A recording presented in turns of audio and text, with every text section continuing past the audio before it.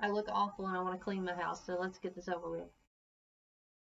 I don't do a lot of rating. I don't do a lot of reviews on Goodreads. The only thing I do star ratings for and reviews for are ARCs because I feel like that's fair to the publishers to be able to see feedback, and it's fair for you guys to know that I got those books in the express interest that I give an honest opinion of them. So if I don't give any kind of review, then I am not fulfilling my part of the bargain. But for books I read for fun or for school, you never have to know what my opinion is of it because honestly, you just don't need to. Maybe you'll like it and I didn't. Just don't worry about my star reviews. But I do use Goodreads for the reading challenge. I feel that that helps me kind of keep track of what I want to read and how much I want to read.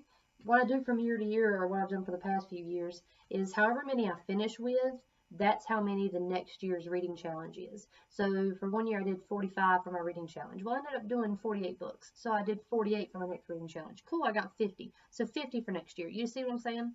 I think mine for this year started lower than it is, but I raised it a little bit because I was like, I can do better than that. I can do better than that. And then I still ended up almost not making it. But I'm not unrealistic. I'm not doing like 100 books a year because I know I can't read 100 books a year. And that's not a fun challenge for me because then I'm stressing to try to get reading counts in. It's bad enough when I do like reading challenges for like BookTube and I'm like, oh my God, I have to read how many books in a week? Just sometimes it happens, sometimes it doesn't. But that's what I use it for, and to keep track of what other people are reading, new releases, to keep track of things I want to read but maybe don't physically own. It just kind of helps me keep that stuff straight. But I don't really use it for the review system. I don't message. I'm not in any groups. It's just to keep a record of that. Well, Goodreads does their like year recap at the end. But mine's a little skewed, obviously, because I can't count the short stories I read for class, so my page counts aren't the same. And sometimes I don't duplicate things, which I've had to read twice. Like two, I've read some short stories this past year like 2 times. I just don't count. I don't count short stories usually. So some of my stuff is not completely 100% accurate, but I'm also not. I'm just not into that. Like I feel like if I had the patience to take account of how many pages I read like daily and how many pages I read weekly and whatever, it could be fun, but it would feel like a chore for me. Like I would get a couple weeks in and I'd be like, this isn't fun anymore. I'm having to like keep track of my reading. Like, let me just read. Um, so we're gonna go through this. I've got it up on my phone so I can see it and kind of let you guys know what's up. So my final reading challenge for the year ended up being 60 books, and I finished 61 books. And if I have it my way, it'll be 62 books because I'm currently working on Carols and Chaos, and I'm moving right along. So hopefully I can finish that today, and it'll be 62 books. But anyway, so I completed my reading challenge. I ended up reading a total of 17,842 pages, according to Goodreads, over the course of those 61 books. That was pretty cool. See, this is where it's a little bit skewed. The shortest book I technically read was The Dead Smile by F. Marion Crawford. Crawford? Why did I say it that way? Crawford. I'm from the South. Crawford. And it was not something I read, actually. It was the Dead Meat podcast on YouTube.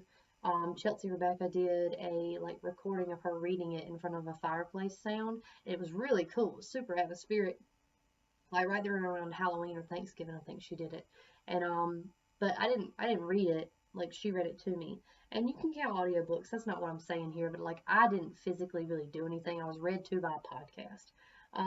But that's the shortest book that is registered that I read. The longest book shocked me.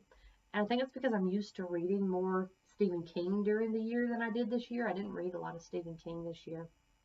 The longest book I read was Lair of Dreams by Libba Bray. That's 613 pages. I really thought I had done better than that. I thought I had like a bigger book than that, but I guess 613 isn't like I should stop talking like that. Oh, 613. That's like a day. But I did read it in like 2 days. Like I read it during spring break. But that's crazy too that the second book in that series is longer than the third book in that series. I wonder how long King of Crows is going to be. I hope it lasts forever because I don't want it to end. The most popular book I read with 976,920 readers that have read it was The Picture of Dorian Gray by Oscar Wilde. I really liked that book. It you have to like classical literature because it's written like a classic, but it was really good. The least popular book that I read with 65 people who also read was The Dead Smile. Same thing. I think it's just a little known novella, but it was really good. If you're not going to actually pick up and read it, I would really recommend looking up the Dead Meat podcast where she reads it, because it was just, her voice is like made for reading that kind of stuff. If she like started her own YouTube just to read scary stories and stuff, I think it would be really good. Also, they have a podcast where they reenact creepypastas, and that one is really good. It's her and James, and they like act it out. Like they're acting out the creepypastas.